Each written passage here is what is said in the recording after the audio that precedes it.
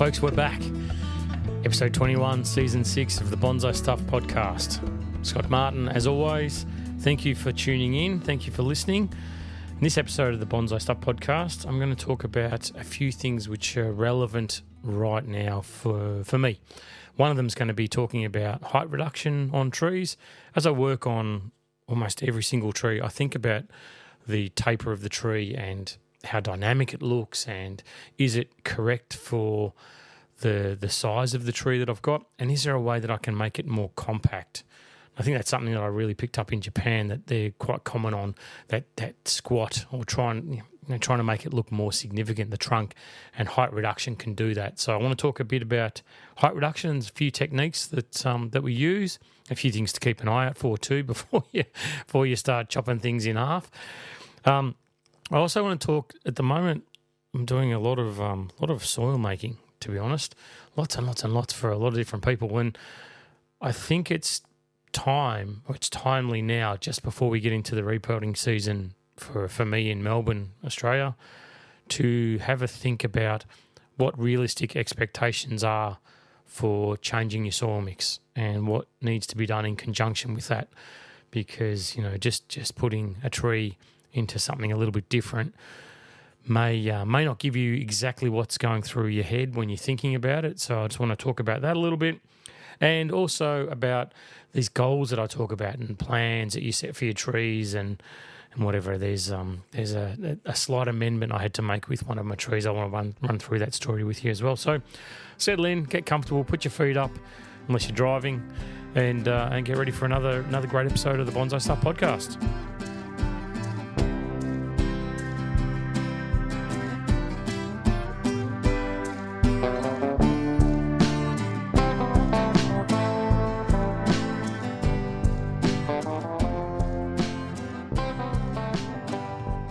I remember being amazed when I was in Japan, especially the first trip, where a lot of times we'd look at a tree and they'd ask me to give my opinion, and I'd look at it and say, I think this, and this, and straight away everyone that was involved in that room was like, okay, can we compress it? Can we shorten it? What can we do with the height of this thing to make it more oomph, give it a bit more gusto? And I remember thinking, God, I've never really looked at trees like that and how you can adjust the height of them. And this came from when I was working on a tree recently, which you may have seen on YouTube channel, a black pine where the height was reduced on it. And I was asked by somebody recently, by Brendan, and he sent me a message saying, how long did you think about cutting that top off? And I said, years and years and years. In my own collection, I'd looked at it and thought, yeah, it's got to go. And then finally it does. So what appears to take, milliseconds for a branch cutter to go through and lop something back is a hell of a lot of thought and planning and preparation, because the two techniques, or the two options you've got with height reduction, is obviously one, pruning, and coming back to a new leader. That talk about coming back to a branch that's somewhere down further on the trunk and cutting back to that and lopping it on an angle. That's definitely option one, and probably the most common option that you've got. The second option you've got is for compression, where you apply nice wire to the tree and you start to bend it and start to bring it down. And with this podcast, I was thinking those two options sound really easy and really simple, and please don't rush out and look at your beautiful trees that you've got now and think, God, how can I cut this back because we've got to compress this thing, we've got to reduce the height of it. You don't always have to.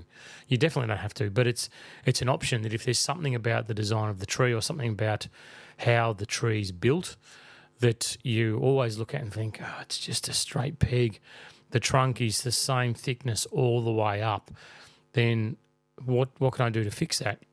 And this creation of a new leader by pruning, by cutting back to a branch and bending that branch up to become the new leader, it gives you a couple of things. It gives you some more movement in the tree, because obviously the branch is going to be coming out one side of the trunk and you'll need to wire it up. It's almost impossible to get it going in the same direction as the trunk. So it actually gives you a nice bit of movement into an informal upright, or just any kind of dynamic movement into the tree can come from that trunk chop. You can also take something which is fairly straight and boring and consistent and lacking taper completely, by cutting it back to a nice branch, you can then build taper into the structure of the tree, which is really important. So I try and when I'm doing those trunk chops, I have to ensure that I'm achieving taper. If I'm not achieving taper, then there's really no point doing it. If you're cutting back to a branch that's the same thickness as the trunk you're cutting, bar the movement that you're getting, which might be still the reason to do it, but bar that movement, you're not really achieving anything. On the flip side of that, you may cut it back too far. The branch is way too skinny for the trunk that you've got. So therefore you need to build plans in place to improve the taper or the flow from one thickness of trunk to the next thickness of trunk that you're implementing by making this trunk chop. That can come with things like sacrifice branches, where you allow certain parts on the new leader, the new apex, to run and grow, which will then thicken that part as well. And I think it's just these things that we need to think about before you race in and do it, because a serious cutback, a big chop on a trunk back to a really skinny little branch or a tiny little bud can be years and years and years before it starts to take on that natural flow. Not that that's a bad thing. Not that that's a bad thing at all, but it needs to be, you need to be aware of it when you're making that chop as to what the delay or what the period of time is going to be before the tree starts to catch up. And, I go back through this, the methodology that I use for developing my trees. 1, trunk and nabari. 2, primary branches. 3, secondary branches. 4, ramification. So if you're going back to step 1 and you're developing the trunk again and you're working on that part of the tree where you want to improve the thickness so the taper looks far more natural and smoother, a smoother transition from one to the other, as opposed to being a very stark transition, then your plan needs to vary and you go back and do things like what you did when you first developed the trunk.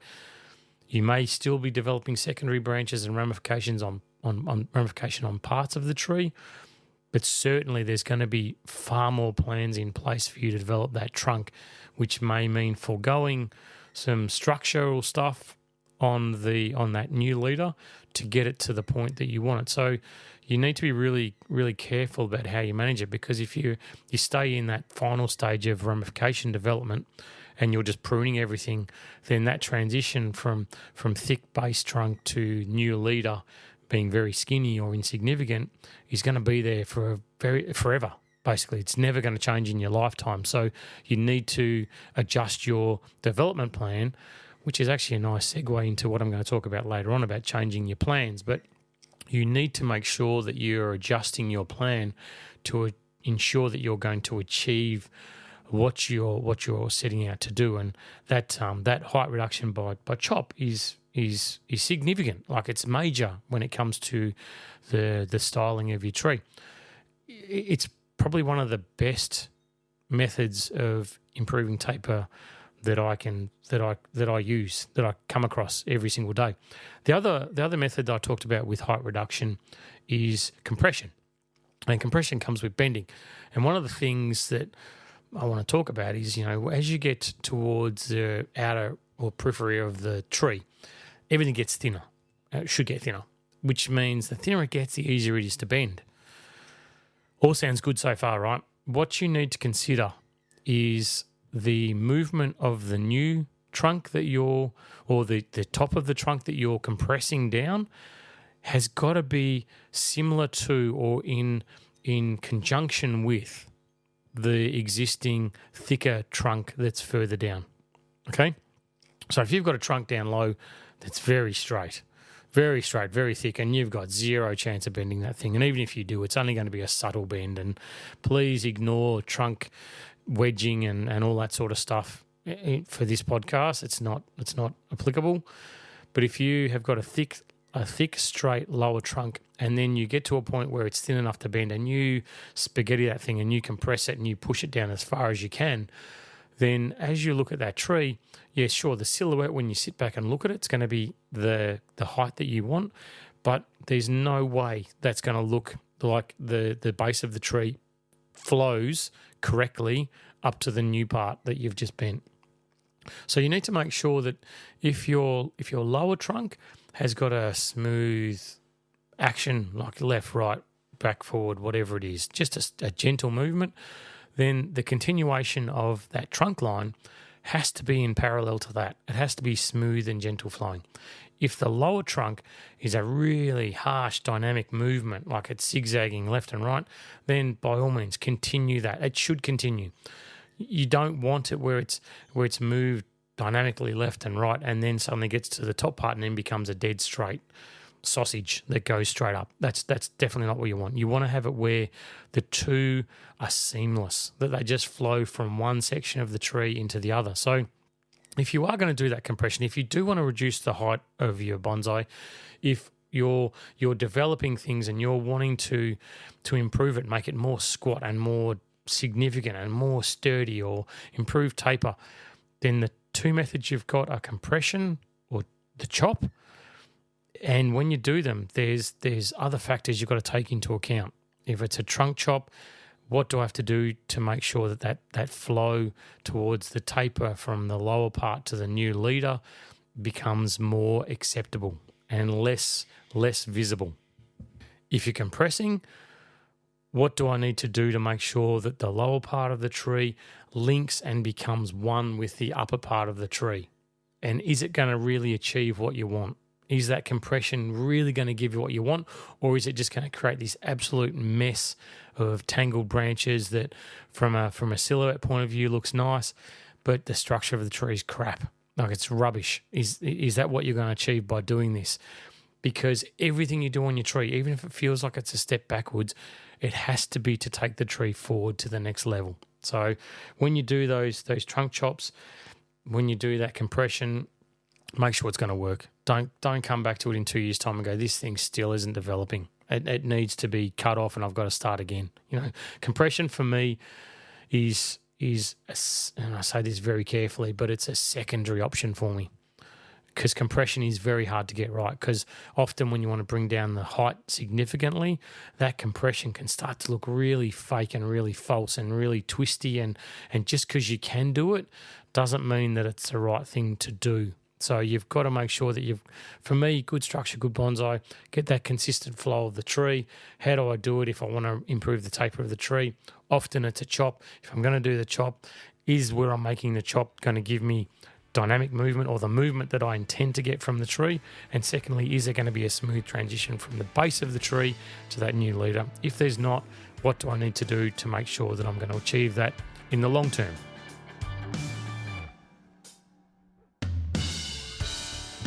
I've said it before and I'll say it again. I really do love the subscribers to this podcast. It means a lot to the continuity of it, and it means a lot to me to know that I've got the support of a range of people out there that really believe in what this podcast is about. So thank you very much. And if you aren't a subscriber but you're thinking about it, you can jump on board for as little as $3 a month. And like I said, it really does go a long way to supporting the continuity of this podcast for everybody. So please consider, and if you'd like to, and if you've got the means to, then jump on board and become a bonsai lover like the rest of us.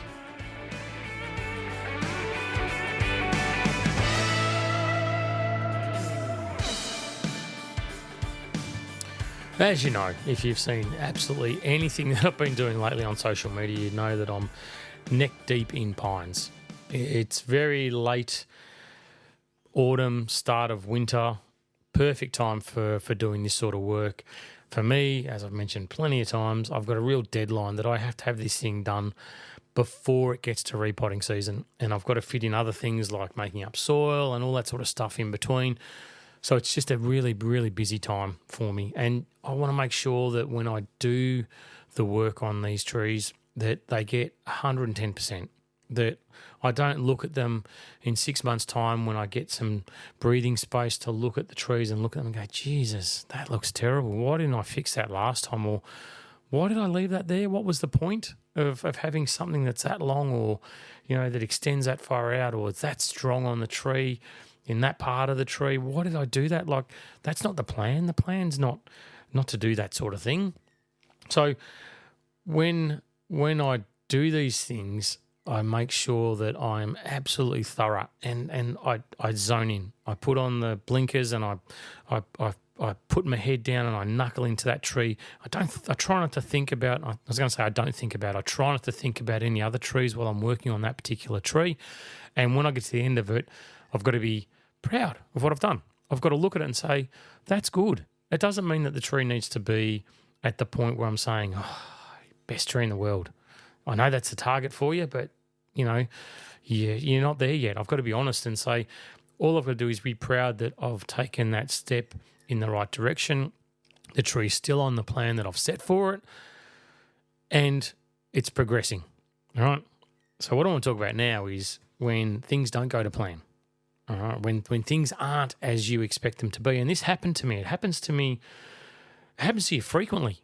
All right, so I talk about having goals and having plans and having targets and, making sure that you set things in place so you achieve certain things, and that all sounds great. And it's really easy to say on a podcast that that's what you should do. But in the harsh light of reality, things change.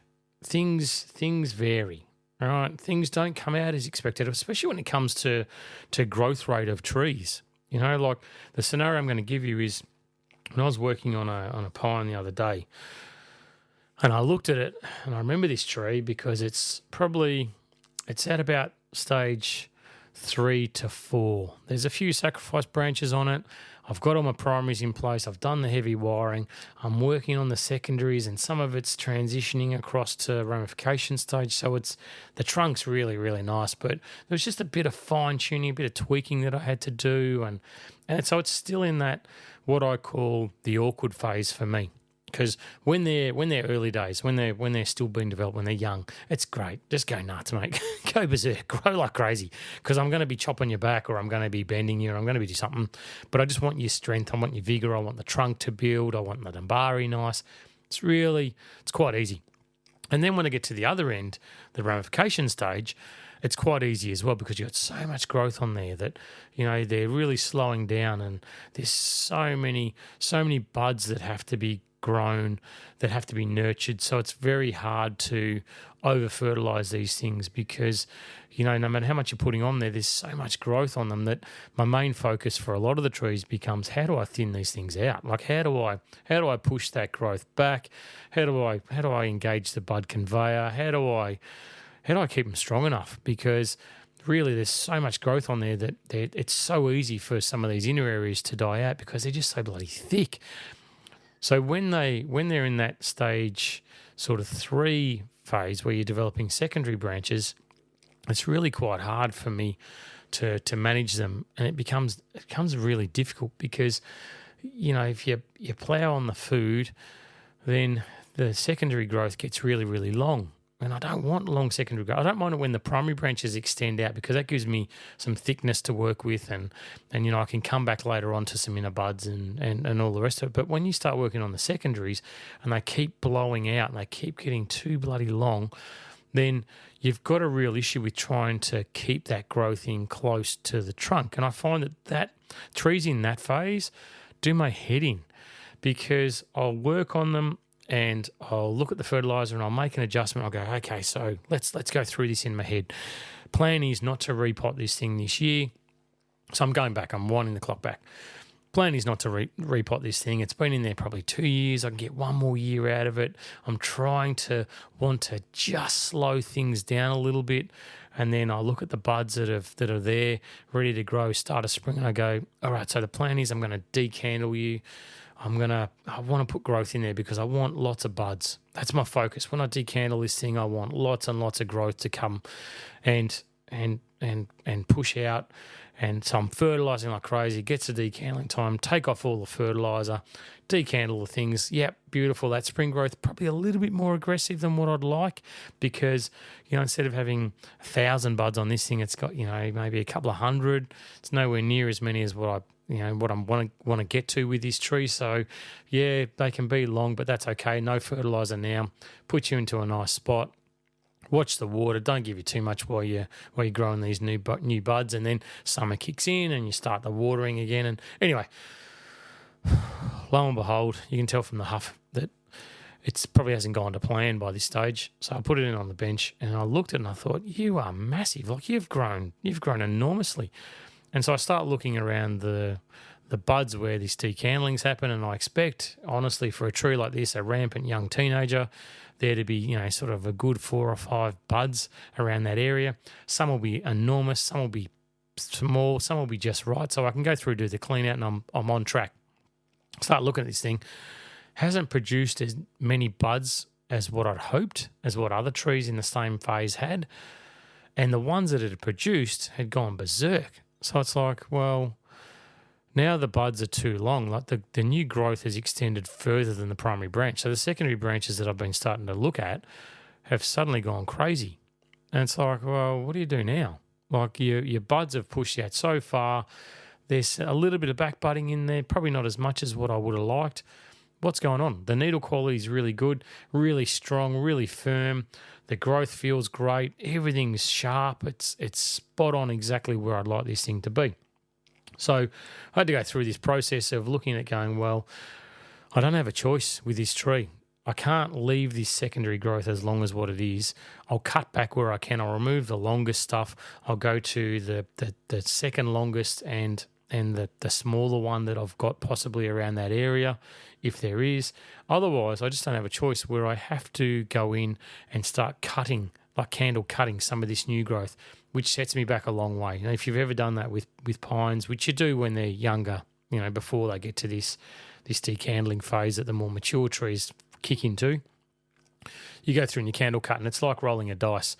The buds sort of push out, generally needle buds, close to where you've made the cut, so you try and keep the cut as short as you possibly can. The growth is really coarse, and the tree's just out of control. For another year, by doing this, I don't have that consistency or guaranteed production of buds like I get with decandling. So when spring comes around, I'm expecting some needle buds to occur, but can I do anything with those needle buds when it gets to decandling time? No, I can't. So this tree has sort of been set back a little bit, but if I didn't, then I'm going to have a tree which just gets longer and longer and longer. So for me, the plan or the plan's changed. The target's still the same, where I want to get to with this tree, but it's probably thrown an extra year or two into the mix for how it grows.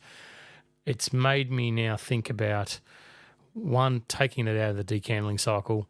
Secondly, looking at my fertilising regime with this tree, because when spring gets here, if I start pummeling lots of food onto this thing, knowing that it's not going to get decandled, then the new growth that comes around is going to be thick and coarse and long and extended. So, I've got to fertilise it. I've just got to be a bit more cautious about how I feed it. So it's more than likely going to fall into the category of being fed like a ramified or a highly developed Japanese maple, for instance, or any kind of maple that I've got, where you've got really fine twiggy growth. If you get in and fertilise that too hard too early, that fine twiggy growth gets destroyed. So you've got to be really mindful about how you fertilise those trees.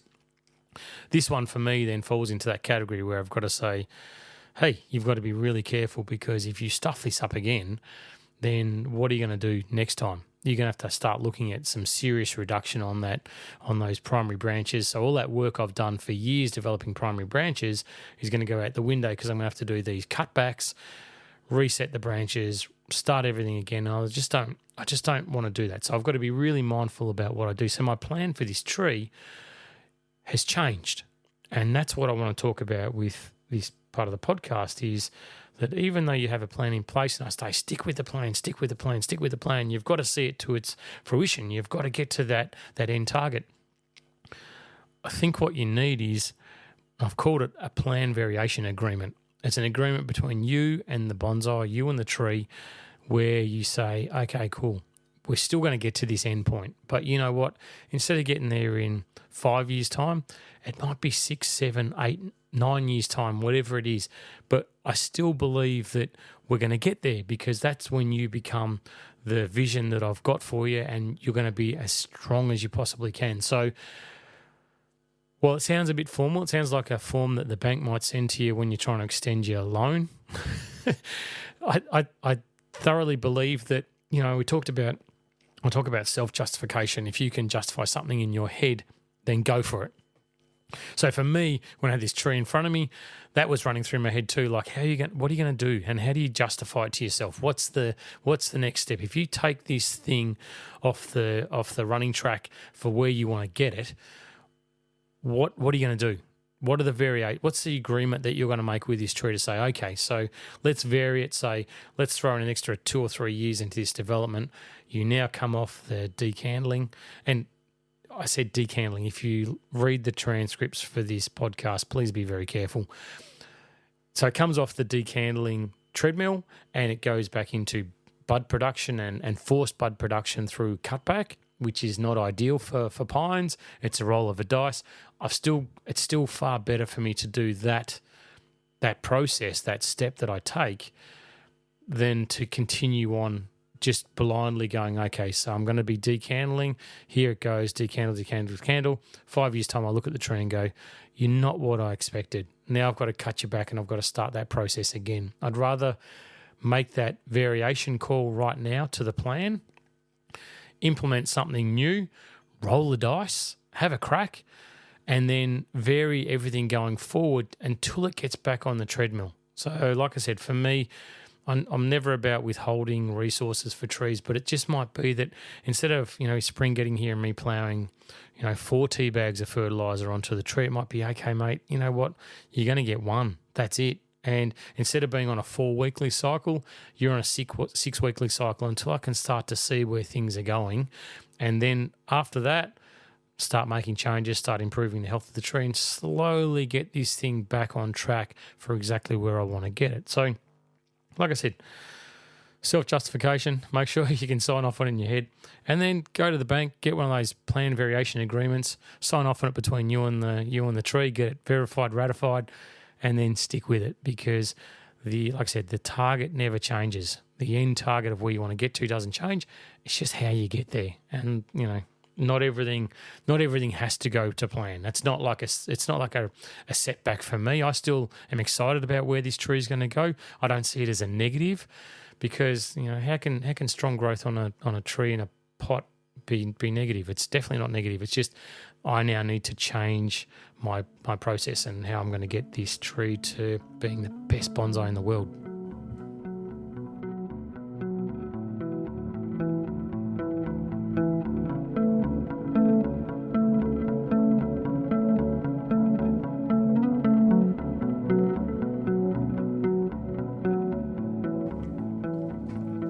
I've said this many times before, and I believe this absolutely through my core, that the key to success with bonsai, longevity, design-wise, beauty, appreciation, enjoyment, everything that goes with bonsai, the absolute key to success in that regard comes from the root system, comes from a really solid root system. Without good roots, you just cannot have a good bonsai. And one of the things that I push, or I believe, or that works for me, that's probably a better way of saying it, is what works for me is a pumice-based soil mix. Doesn't mean that won't change in the future, and maybe when I'm doing this podcast in the next 45 years, there'll be something new that we use at that point, and I can look back and say, wow, remember when I used to bang on about pumice and how good it was? Well, now we've got such and such, and that's amazing. That's even better, whatever it is. But right now, based in, early June in 2024, when this podcast is recorded, just for reference point, pumice-based mix, as far as I'm concerned, for me, works the best. It's amazing. It works, does such a brilliant job with root production in conjunction with other medium and all that sort of stuff. And where you are around the world and your conditions and what you aspire to do and all the rest of it, the soil mix becomes very personal, rightly or wrongly. It becomes something which everyone has their perfect mix, and it's got a little sprinkle of this and a dash of that, and rub the old rabbit's paw above it before you pot your trees up, and you end up with this magic elixir that produces these great results. And as we head to the commencement of the repotting season, for me, where I am now in late winter, in early winter, heading in towards midwinter when it all kicks off, I think it's really important that I talk about expectations when you change your soil mix, because I get the feeling sometimes that people will pick up on the fact that there's this magic soil. that's got these special components that is just insane. It does so much good stuff. And I think I'm guilty of pushing it that way as well. And I do believe that it's special. I do believe that it's great. But bonsai is never about one thing. It's never about just putting in the right soil and everything will be okay. Or just fertilise your trees like this and it'll be okay. Or just make sure they get this amount of sunlight per day and they'll be okay. It's about a multitude of things. It's about so many things happening together in the perfect storm where you create this environment for your tree to thrive. And that expectation of new soil coming in and doing these wondrous things for your root system, yes, it can, but it's in conjunction with everything else that makes the big difference. All right, I just want that to sink in. You can't just put your tree into a new soil mix, continue doing what you've been doing with your trees and expect change. You might get a little bit of change, but will it be the drastic change that you have in the back of your head that's going to happen just purely because you put your tree into a pot of this stuff? No way. No way is that going to happen. Let's go through the process of how this works, right? So you get your tree, you clear out some of the old soil, you put it into a pot.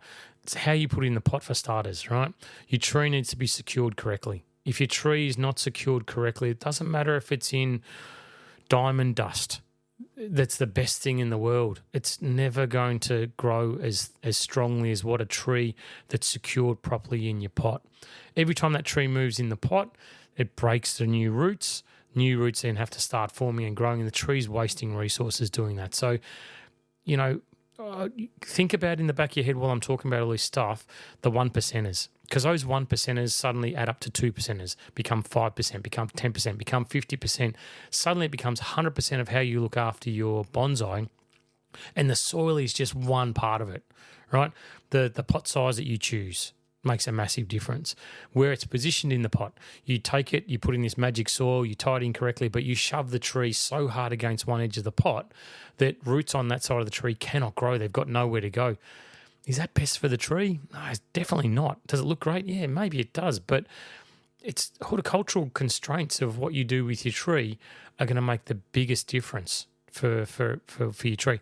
You take it after repotting, you chuck it straight back out into the open environment where it's exposed to all the elements. Is that best thing for the tree, or should it be cared for after it's repotted? Definitely should be cared for after it's repotted. Should it be protected? Yes, definitely has to be.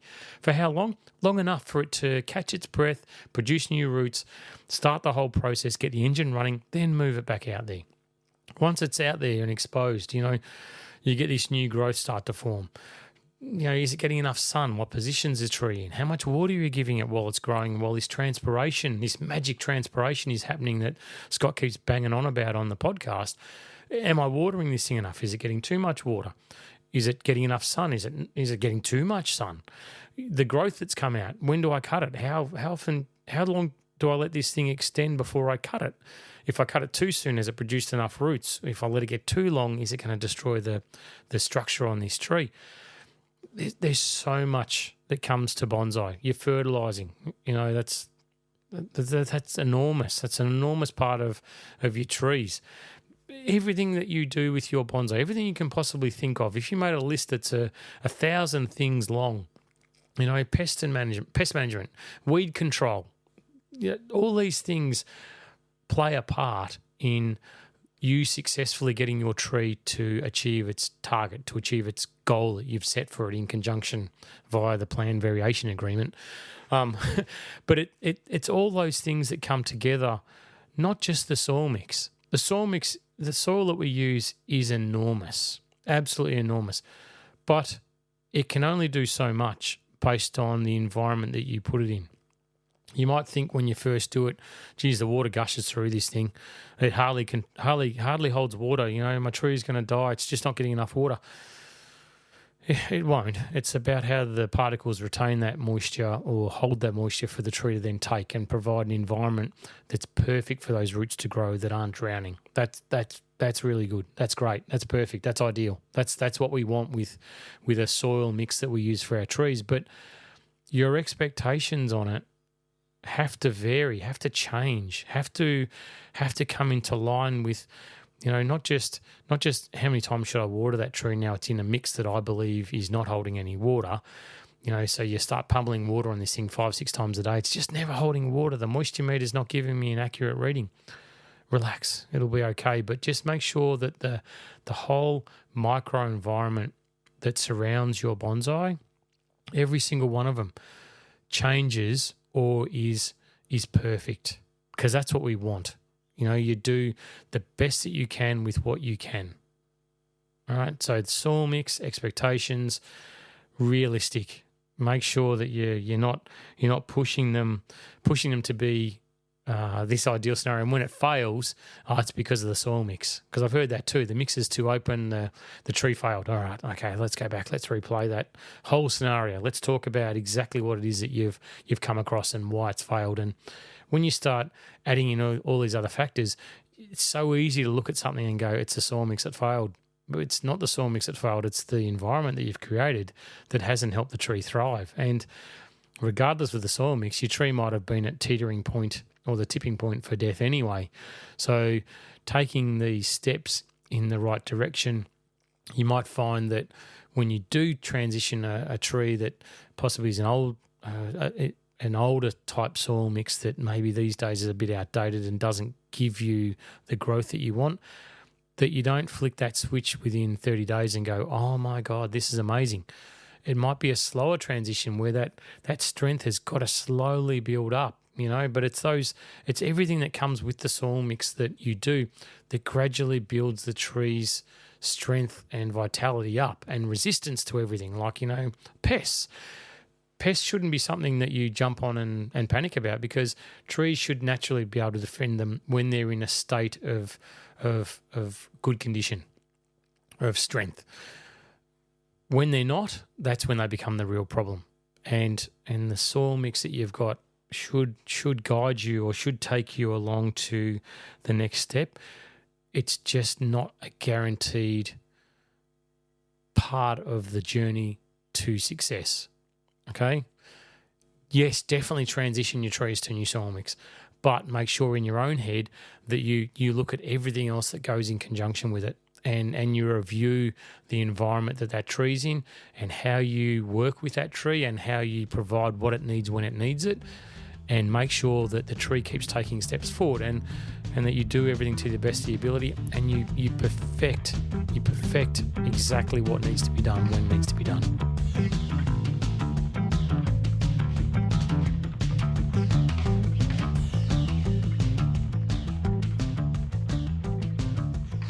We're at the end of autumn now. All the leaves are fallen. Gardens, lawns around the place are a bit leaf blown. And just funny little story that as I went to record this podcast, I was delayed a little bit because one of the neighbours was using his blower, which got a bit noisy in the pickup on the mic. And the definition of futility is it's a windy day, and this fella was out blowing the leaves off his nature strip at the front of his house, and rather than picking them up, he was blowing them out into the middle of the road, making a god-awful mess, which is fine, his call, but the wind was blowing so strong that as he's blowing them out, they're blowing back in further and actually ending up near his front door. So anyway, should have just picked them up in the first place. All right. What I want to finish this podcast with is to say, one, thank you. A big hand on heart thank you to the subscribers. It really means a lot. More and more coming on board every episode, which is lovely. It gives me inspiration and hope, and I love this. I love this podcast. I love the format. But I want you to do a bit of self-reflection. It's a good time of year. If you're in the Northern Hemisphere, you're coming to the end of your spring period, about to get into the hot section of the year. If you're down south, we're starting to head towards the cooler months, the wilder weather, a bit wetter around the place, hopefully. But there's definitely a change of those seasons happening. If you're in the tropics, you'll be changing from a dry to a wet, or a wet to a dry, depending on where you are. And it's nice to do a bit of self-reflection every now and then with your bonsai. I do it. I seriously do. I look at how I work on trees, and I think to myself, where was I? Look at the tree that I've worked on. Maybe I've been a little bit slack with last time I worked on that tree? I'm more thorough this time? I'm more vigilant? I make better decisions. I think the tree advances a lot better.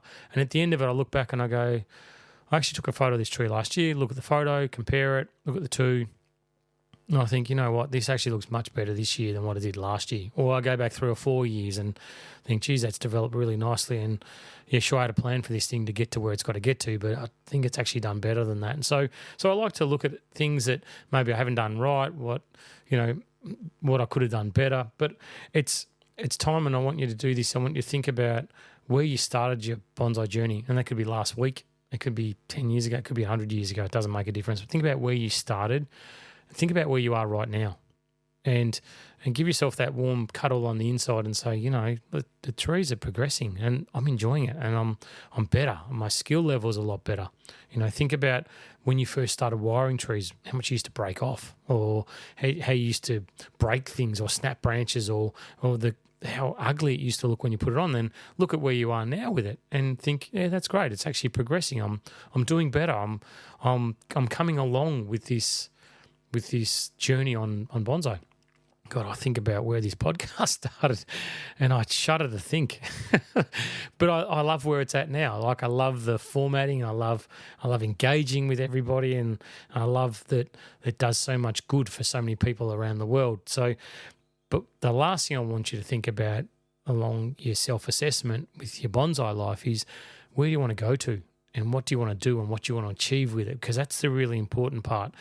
Never settle for mediocrity with your bonsai.